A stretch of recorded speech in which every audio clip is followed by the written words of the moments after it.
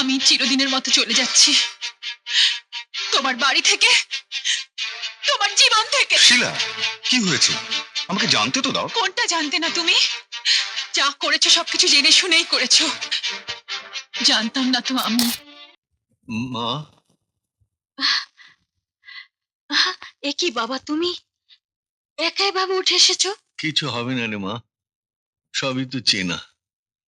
আর কতদিন তাছাড়া এভাবে হাত ধরে নিয়ে বেড়াবি? না বাবা, কোথাও যদি পড়ে টরে যাও। চম্পা কোথায় গেল? চম্পা! পিয়ন এসেছে, চেঁচিয়ে বলল রেজিস্ট্রির চিঠি। চম্পা চিঠি আনতে গেছে। গেছি না, চিঠি নিয়ে অলরেডি চলে এসেছি। আর বাবা, তোমার বুঝি তর সইল না? তোমাকে বললাম তো, দিদি আজ অনেক ভালো আছে। আরে তোর মুখে শোনা আর নিজে দেখা,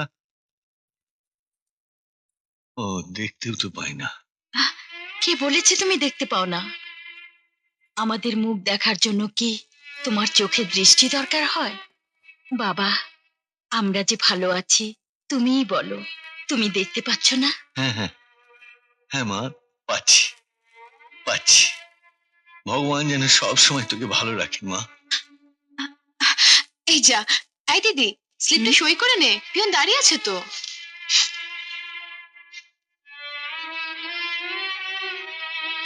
এই নে। কিসের চিঠি মা? দেখছি।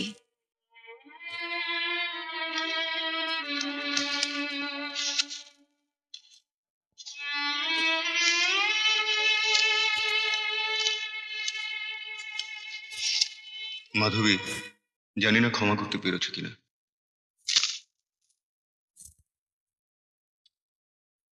আমার জীবনে যে ঘটে গেল তা তো স্বপ্নেও কখনো ভাবিনি, কিন্তু ঘটে যখন গেছে তখন অস্বীকার তো করতে পারবো না। যে মা অল্প বয়সে বিধবা হয়ে আমাকে বুকে পিঠে করে মানুষ করেছেন, তার জীবন মৃত্যুর সংশয়ে আমি যদি ভুলও করে থাকি, তবু সেই ভুলই আমার জীবনে আজ সবচেয়ে বড় সত্যি। মাধবী, আমি তোমাকে ভালোবাসতাম, সেই ভালোবাসা পূর্ণতা পাইনি বলে কি আমি তোমার শত্রু হয়ে যাব? আমার অক্ষমতার অপরাধ কি কোনো দিনই তোমার ক্ষমা পাবে না? সঙ্গে একটা অ্যাপয়েন্টমেন্ট লেটার পাঠালাম, যদি গ্রহণ না করো বুঝবো আমাকে ক্ষমা করতে পারোনি, বুঝবো বাকি জীবনটা এই অপরাধের অভিশাপ নিয়েই আমাকে কাটাতে হবে। ইতি, দিলীপ। বললি না তো কার চিঠি মা? অ্যাপয়েন্টমেন্ট লেটার বাবা, আমার চাকরি হয়ে গেছে।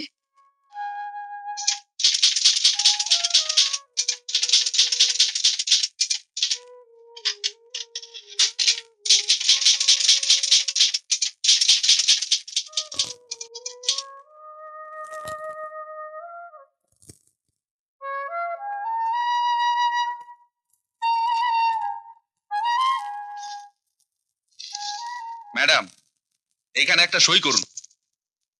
কি এটা? অথরিটি অর্ডার দিয়েছেন আপনার অ্যাডভান্স বেতন। ও, হ্যাঁ হ্যাঁ হ্যাঁ, এই যে। কি ব্যাপার ঘন্টা বাবু, আমাদের এমডি সাহেবের মায়ের আপন মাস্তুতো ভাইয়ের আপন শালির আপন ননদের আপন পোলা। হ্যাঁ পর তো না, তা হঠাৎ অফিসে কি মনে করে? আইতেই হইল, ছোটবেলা ঠিক ওই বাড়ির নুন খাইতাছি, নুন আর আমি তো হইতে পারবো না। বৌদিমণি কইল, ঘন্টা ছোট বাবু চেক বই ফালাইয়া গেছে, ও। দিয়া আসো। ছোট বাবু যে আজকাল কি হইছে, এইটা করে তো ওইটা বলে, ওইটা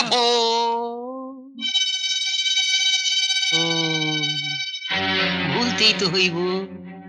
এমন কাণ্ড হইলে না হইলা কি পারে? অমশাই, কেসটা কি? স্যার নতুন অ্যাপয়েন্টমেন্ট দিয়েছেন, মিস মাধবী রায়। মাধবী রায়। হুম হুম, ঘটনাটা তো খারাপ দিকে যাইতাছে। না, বৌদিমণিরে জানাইতেই হইব। অহন থিক্কা শক্ত হাতে না ধরলে শেষে আর সামাল দিতে পারবো না। কাছের মানুষ হইয়া চুপচাপ সবকিছু দেখা গেলে নোনা হারামি হইয়া যাবো তো। না না, নোনা হারামি হইতে পারুম না।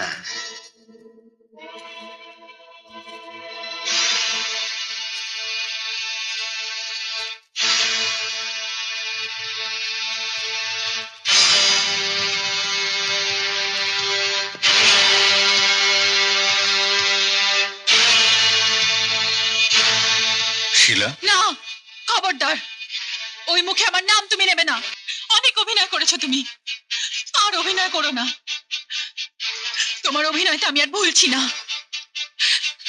আমি আমি চিরদিনের মতো চলে যাচ্ছি তোমার বাড়ি থেকে, তোমার জীবন থেকে। শিলা, কি হয়েছে আমাকে জানতে তো দাও। কোনটা জানতে না তুমি? যা করেছো সবকিছু জেনে শুনেই করেছো। জানতাম না তো আমি তোমার আশ্বাসে, তোমার ফাঁকা ভালোবাসার কথায় আমি অন্ধ হয়ে গিয়েছিলাম। কিন্তু সেই মিথ্যেকে সত্যি ভাবার মোহ আমার কেটে গেছে। এই নোংরা বিষয়টা নিয়ে আমি আর নতুন কোনো কথা শুনতে চাই না। আমি চলে যাচ্ছি, and that's final. Shut up! ঘন্টা, বাইজা গেছে, যাই কত্তা মারে যাই কানি। বুঝেছি, ঘন্টা আজ অফিসে গিয়েছিল, তার মানে আবার সেই মাধবী প্রসঙ্গ। থাক থাক, কোনো অজুহাত দেওয়ার দরকার নেই। অজুহাত নয়, একটা চাকরির ওর খুবই দরকার ছিল। চাকরির খুব দরকার ছিল বলে নিজের অফিসে নিয়ে এসেছো। এরপর বরের দরকার হলে ছাদনা তলায় নিয়ে এসো। তারপর সংসার দরকার হলে, ঘরের দরকার হলে এই সংসারে নিয়ে এসো, এই ঘরে নিয়ে এসো। শিলা, তুমি সীমা ছাড়িয়ে যাচ্ছ। মাধবীর মতো অনেক মহিলাই আমার অফিসে চাকরি করে। ও, তাহলে কি তারাও সবাই মাধবীর মতো, তোমার প্রাক্তন প্রেমিকা? শিলা,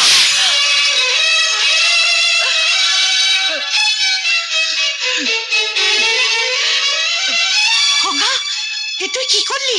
কি করলি তুই? বৌমার গায়ে হাত তুললি? ভালোই করেছে মা, ও ভালোই করেছে। আমার তো জানা হয়ে গেল, এরপরও কতদূর পর্যন্ত যেতে পারে। তবে আমি সেই সুযোগ দেব না মা, আমি দেব না। না না বৌমা, আমি তোমাকে মিনতি করছি, তোমার তো মা নেই বৌমা, আমাকে তোমার মা ভাবো, আমার কথা শোনো।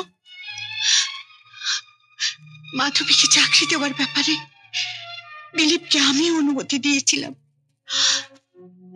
এই ভুল বোঝাবুঝি হবে বলে এখনই তোমাকে জানাতে চাইনি মা। আমি বুঝে গেছি এখানে তোমরা থাকলে তোমরা ভালো থাকতে পারবে না।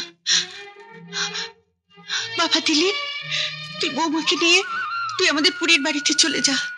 পুরীর অফিসটা হেড অফিস বানিয়ে নিস, ওখানে মাধবীও থাকবে না, আর মাধবীকে নিয়ে কোনো প্রশ্ন উঠবে না।